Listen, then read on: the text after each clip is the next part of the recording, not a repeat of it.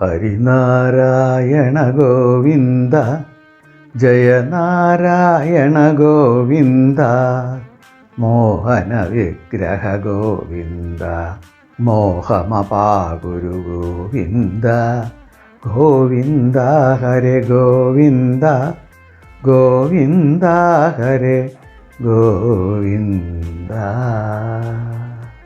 കാമ്യകവനത്തിൽ പാണ്ഡവന്മാരൊക്കെ ഇങ്ങനെ താമസിച്ചുകൊണ്ടിരിക്കുകയാണ്. ഈ സമയത്ത് ഒരു ദിവസം മാർക്കണ്ഡേയ മഹർഷി അങ്ങോട്ട് കയറി വന്നു.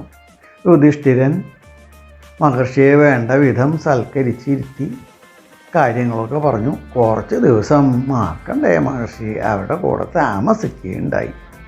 നിത്യവും ഭക്ഷണമൊക്കെ കഴിഞ്ഞാൽ മാർക്കണ്ഡേയ മഹർഷി ഓരോ കഥകൾ പറഞ്ഞു കൊടുക്കും. എല്ലാവരും അത് കേട്ട് സന്തോഷിച്ചിരിക്കും. ഇതൊരു നിത്യസംഭവം തന്നെയായിരുന്നു. ഒരു ദിവസം യുധിഷ്ഠിരൻ മാർക്കണ്ഡേയ മഹർഷിയോടൊരു സംശയം ചോദിച്ചു. മഹർഷേ, എൻ്റെ പത്നി പാഞ്ചാലി യജ്ഞശാലയിൽ നിന്ന് കിട്ടിയതല്ലേ? അതുകൊണ്ട് അവൾ അയോനിജിതയല്ലേ? എന്നിട്ടും ഇത്രയും വലിയ ദുഃഖം അവൾക്ക് അനുഭവിക്കേണ്ടി വരുന്നത് എന്താ കാരണം? എന്നെക്കാട്ടിലും നിർഭാഗ്യവാനായിട്ട് ഈ ഭൂലോകത്തിന് ആരാ ഉള്ളത്? എന്നാ യുധിഷ്ഠിര കേട്ടോളോ. പണ്ട് അയോധ്യ ഭരിച്ചിരുന്ന വലിയ ധർമ്മിഷ്ഠനായിട്ടൊരു രാജാവുണ്ടായിരുന്നു. അദ്ദേഹത്തിൻ്റെ പേര് ശ്രീരാമൻ എന്നാണ്.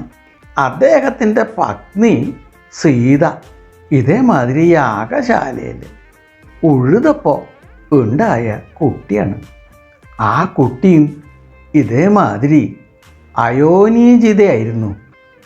എന്നിട്ടോ തന്നെ കാട്ടിലും 100 മടങ്ങ് ദുഃഖമാണ് ആ രാജാവ് അനുഭവിച്ചത്.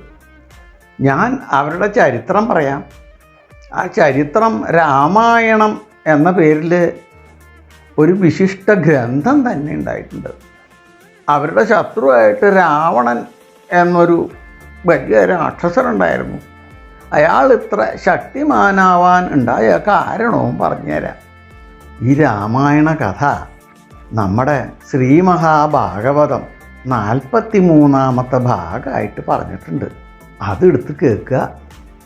എന്നിട്ട് മാർക്കണ്ഡേയ മഹർഷി രാവണൻ ഇത്രയും ബലവാനാവാനുണ്ടായ കാരണം പറഞ്ഞു കൊടുത്തു.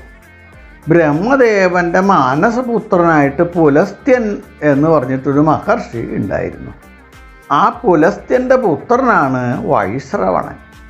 വൈശ്രവണന് ചെറുപ്പത്തിൽ തന്നെ തൻ്റെ മുത്തച്ഛനായ ബ്രഹ്മാവിനോട് വലിയ സ്നേഹ. ഈ കൊച്ചുമക്കൾക്ക് എപ്പോഴും മുത്തച്ഛന്മാരുമായിട്ട് വലിയ അടുപ്പായിരിക്കത്രേ. അപ്പം മിക്കവാറും ഈ വൈശ്രവണൻ സത്യലോകത്ത് ബ്രഹ്മാവിൻ്റെ കൂടെയാണ് താമസം. പുലസ്ത്യൻ്റെ അടുത്തേക്ക് വല്ലപ്പോഴൊക്കെ വന്നു പോകാത്രേ ഉള്ളൂ.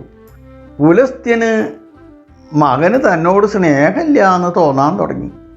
അത് പതുക്കെ പതുക്കെ ക്രോധമായിട്ട് മാറി.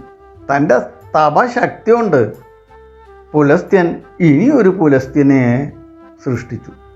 ക്രോധമുള്ള ഒരച്ഛൻ, സ്നേഹമുള്ള ഒരച്ഛൻ, അങ്ങനെ 2 അച്ഛനായിട്ട് മാറി. എന്നിട്ട് ഈ പ്രതിരൂപമായി സൃഷ്ടിച്ച പുലസ്ത്യന് തന്നെത്താൻ ഒരു പേരുവിട്ടു, വിശ്രവസ്.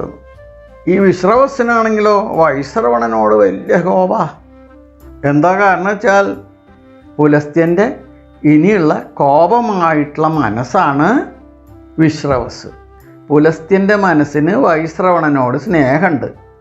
പുലസ്ത്യൻ സൃഷ്ടിച്ച വിശ്രവസ്സിന് വൈശ്രവണനോട് വലിയ കോപം. മനസ്സിൻ്റെ 2 ഭാഗമാണ് ഇവിടെ കാണിച്ചു തരുന്നത്.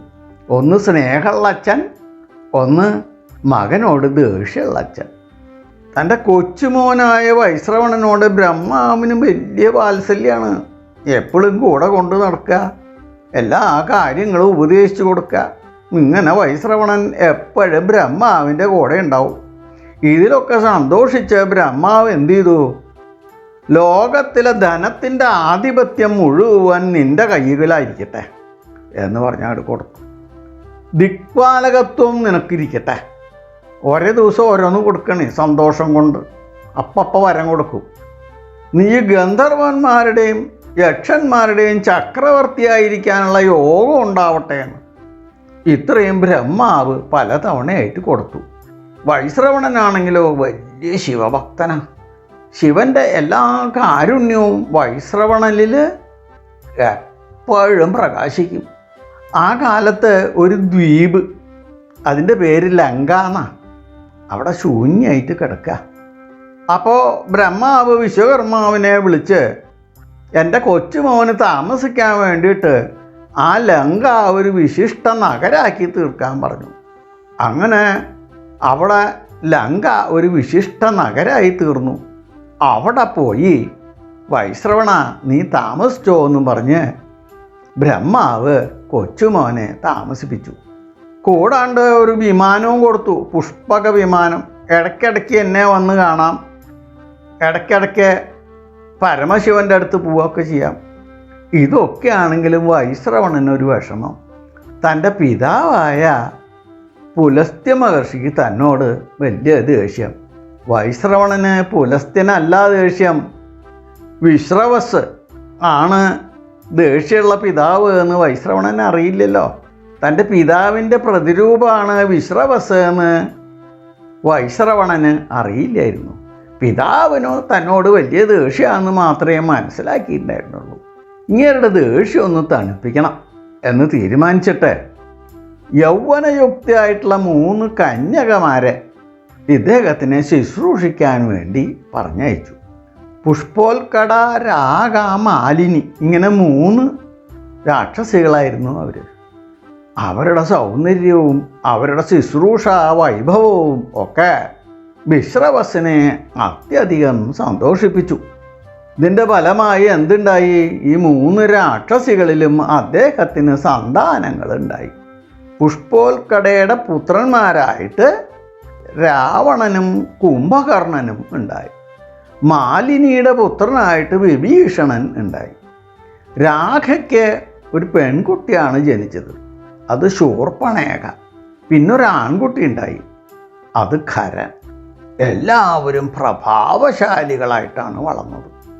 രാവണൻ രജോ ഗുണപ്രധാനിയായിരുന്നു, കുംഭകർണനോ തമസിൻ്റെ പ്രതിരൂപമായിരുന്നു, വിഭീഷണൻ സത്വഗുണപ്രധാനിയായിരുന്നു. മനസ്സിൻ്റെ 3 ഭാഗങ്ങളാണ്: രജോ ഗുണം, തമോ ഗുണം, സത്വഗുണം. അങ്ങനെ പ്രഭാവശാലിയായിട്ടാണ് അവർ വളർന്നത്. എല്ലാവർക്കും എല്ലാ അനുഗ്രഹ ആശിസ്സുകളും തരണേ ശ്രീരാമചന്ദ്ര എന്ന് പ്രാർത്ഥിച്ചുകൊണ്ട് ലോക സമസ്ത സുഖിനോ ഭവന്തു.